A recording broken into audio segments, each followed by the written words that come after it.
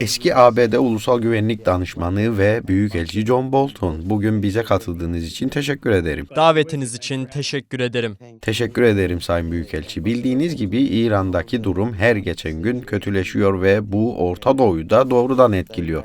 Aslında Orta Doğu'daki sorunlar ile İran'da yaşananlar birbirine bağlı. Bu yüzden ilk olarak şunu sormak istiyorum.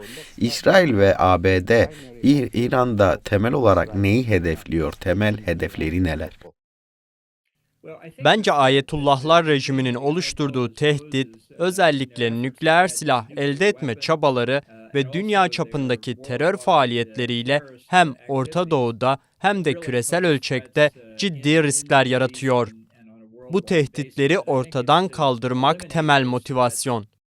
Tarihten öğrendiğimiz bir şey varsa, o da bu tür tehditlerin kesin olarak ortadan kaldırılmasının tek yolunun rejim değişikliği olduğu, yani farklı bir yönetim biçiminin kurulması. Bunun ABD'nin açık hedefi olup olmadığı tam olarak net değil. Ancak bunun İsrail'in hedefi olduğunu düşünüyorum ve kısa süre içinde bunun ne kadar başarılı olacağını göreceğiz.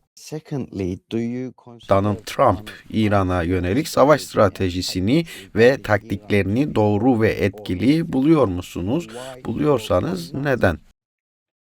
I think the principal focus of the attacks is the leadership of the regime and the institutions of state power that allow Bence saldırıların ana odağı rejimin liderliği ve ayetullahların hem dünyayı hem de kendi halkını tehdit etmesini mümkün kılan devlet kurumları.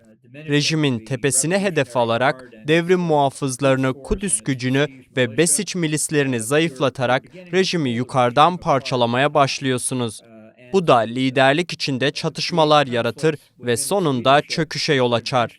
Ancak yeterince yapılmayan bir şey var. İran içindeki muhalefetle çalışmak. Muhalefet çok yaygın ama iyi organize değil. Onlara iletişim ekipmanı, kaynaklar, gerekirse silah desteği verilebilir. Bu sayede rejim içindeki bazı kişiler sistemin çöktüğünü görüp karşı tarafa geçebilir.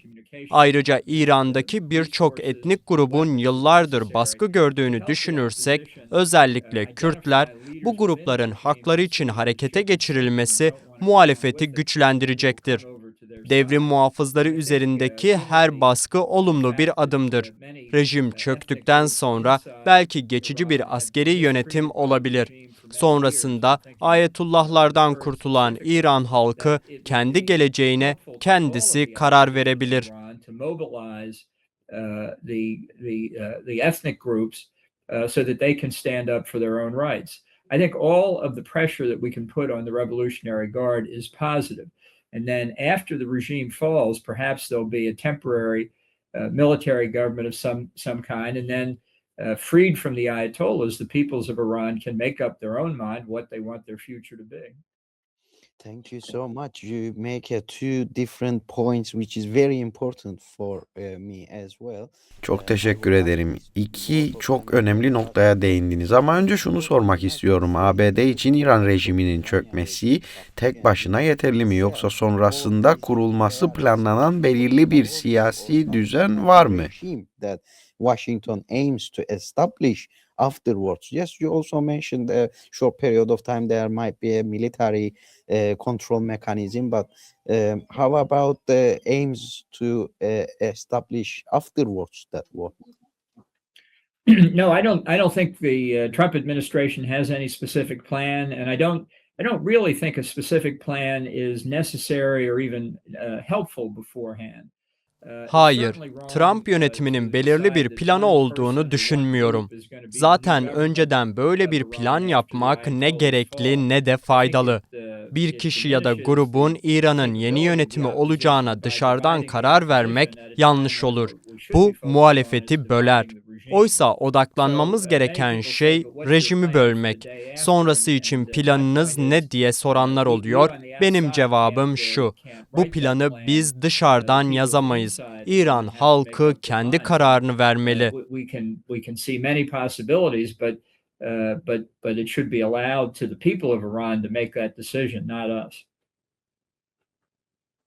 Thank you so much. So, as you mentioned, the indigenous groups of the Teşekkürler. Iran, İran'daki one of the biggest yerli ones, the Kurds, etnik and you gruplardan also en mentioned büyüğü that Kürtler. Kurds Siz are de belirttiğiniz under uzun yıllardır baskı suppression altındalar ve idam in edilenler Iran. arasında So, en büyük rakamlara sahipler. that Peki situation Kürtler established, açısından şu the anki Kurds gelişmeler ne gibi as riskleri numbers barındırıyor? that has been executed in Iran. So, how about the Kurds? What kind of dangers they should expect from what's happening right now in Middle East?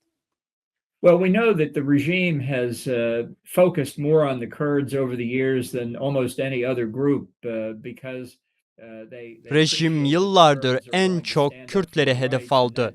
Çünkü Kürtlerin hakları için ayağa kalkma cesareti olduğunu biliyorlar ve bu onları korkutuyor. Ben uzun zamandır bağımsız bir Kürt devleti kurulmasını savunuyorum. Ne yazık ki Kürtler uzun süredir farklı ülkeler arasında bölünmüş durumda. Gelecekte bunun nasıl şekilleneceğini göreceğiz. Hiçbir ihtimali dışlamak mümkün değil. Ama öncelik ayetullahlardan kurtulmak. Bu olmazsa diğer tüm senaryolar teoride kalır. All the other possibilities just remain hypothetical. Thank you so much, dear ambassador. So it's related with the questions before. What role does the Teşekkür ederim. Türkiye'nin bu savaştaki rolü nedir? Bunu da sormak istiyorum ve sonrasında nasıl bir pozisyon alacağını öngörüyorsunuz? For Turkey in the aftermath of this conflict?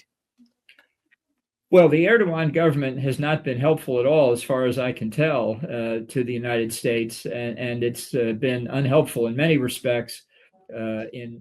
Erdoğan hükümeti ABD'ye pek yardımcı olmadı. Orta Doğu'nun birçok yerinde olumsuz bir rol oynadı. Suriye'de Esad sonrası süreçte ve SDG'ye karşı yaptıkları da buna dahil. Bu yüzden Türkiye'nin İran sonrası süreçte yapıcı bir rol oynayacağını düşünmüyorum. En önemli şey İran halkının kendi kararını vermesi. ABD bu süreci korumaya yardımcı olmalı.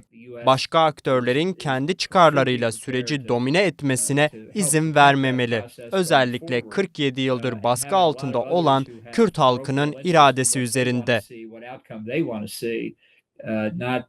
Not dominate the will of the Kurdish people who have been repressed by this regime for 47 years now.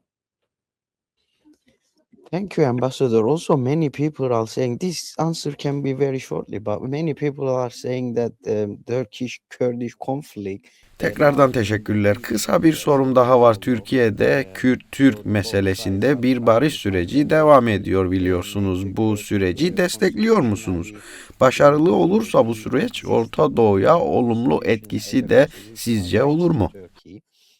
So, do you think this peace process should be supported, and if it be successful, this will reflect to the Middle East in a positive way, at least a peaceful solution?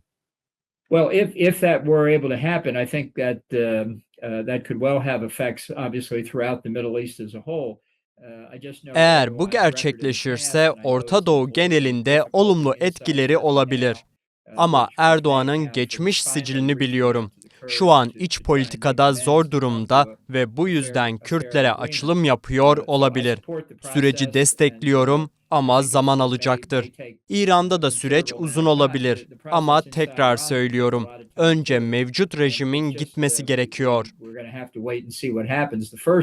As I say, certainly in Iran, the prerequisite for all of this is getting rid of the current regime.